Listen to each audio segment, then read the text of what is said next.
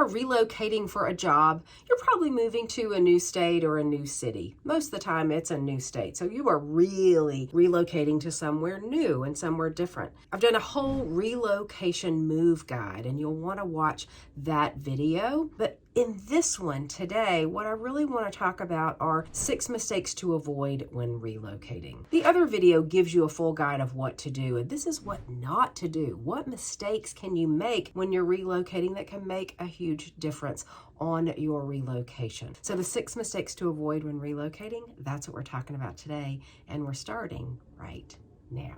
I'm Sherry Ann Green with Coldwell Banker. Welcome to my YouTube channel that guides home sellers and home buyers in Washington, D.C. and Northern Virginia. So if you're relocating, the first step you want to avoid is listing your home before you know where you're going.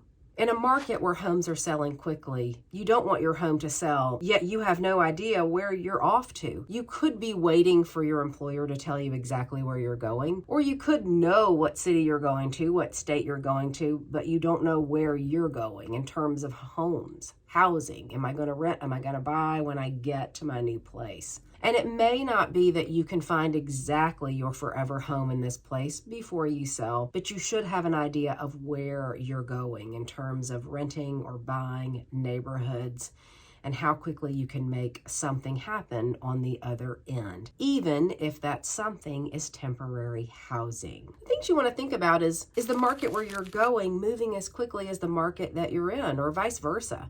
How quickly is that market that you're going to moving? What are the prices that you're going to need to pay for renting or for buying a new place?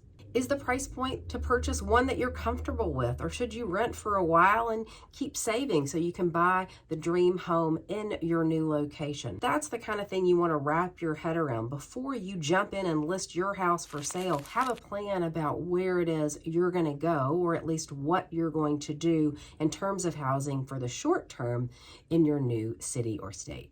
The second mistake to avoid when relocating is forgetting to work out your finances first. And here's what I mean by that. You've got a new job, you may have a new income. It could be higher, it could be lower, but it's a better job in a better city. Whatever it is, you want to make sure you've sorted out your finances, that you've thought through what that new income looks like. The other thing you want to do is tell your lender, I'm changing jobs. As of this date, this job ends.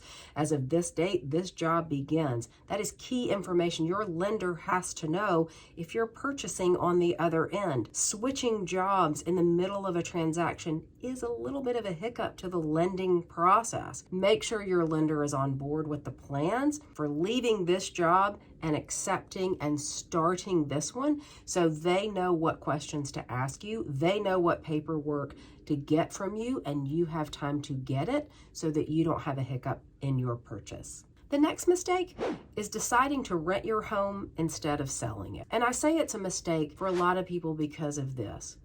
Have you really thought about being a landlord? Have you thought about being a landlord when you live over here and your house is over here?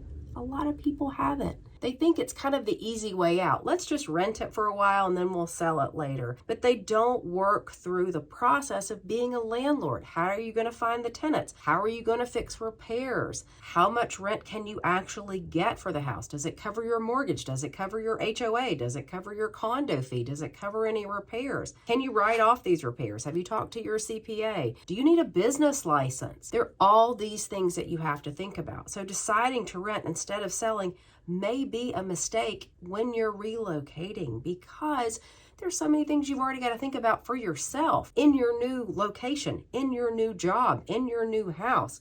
Do you really want to be managing this one too? So think about that as you go to relocate. Is it a mistake to rent your house instead of selling it as you move out to move into a new place? The next mistake is not researching the schools where you're going and in the neighborhood you're ultimately going to live in. Now, you may not have children, you may not want children, and so it may not seem like it's a big deal for you, but it is. If you're buying a home in a neighborhood that could be attractive to families and children, you want to make sure that you're buying one in a neighborhood that is in a good school district because of the resale value for you down the road. It's one of those things where I always tell my buyer clients, buy a house that you love. Don't worry as much about the investment. We certainly don't want you to buy something that's going to have no appreciation over time, but you think differently about that appreciation, about the investment when it's a house that you're going to live in versus a house that you're buying as a straight investment. But in this case, you do want to think about schools, especially if you're buying a property in a neighborhood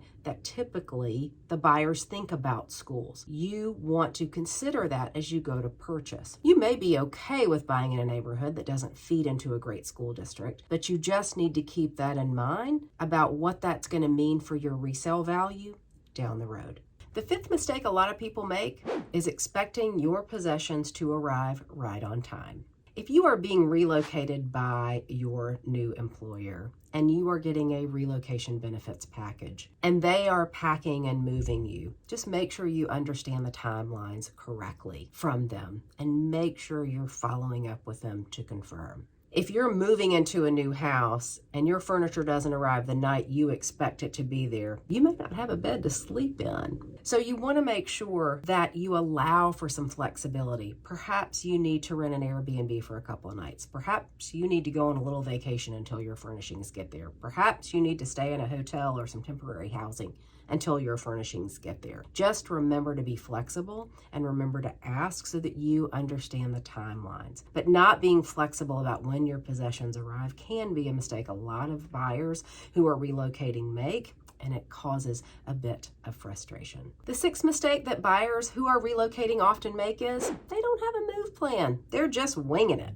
You can't do that. You've got to be prepared. It's frustrating to move. It's also exciting. And the more you're planned for it, the more you're organized for it, the more you're going to enjoy it. And the more you're going to enjoy the excitement of living in a new place. When you're moving, you need a plan. It's just like any other big life event. You plan for your 50th birthday party. You plan for a wedding. You plan for how you're going to look for and interview and apply for jobs. If you're relocating, you need a plan. But I've got you covered. I've done an entire video on a relocation move plan. I think you'll find it helpful and you need to watch it next. Also, look in the comments for an entire download. You can download my entire move plan and use it to help you prepare.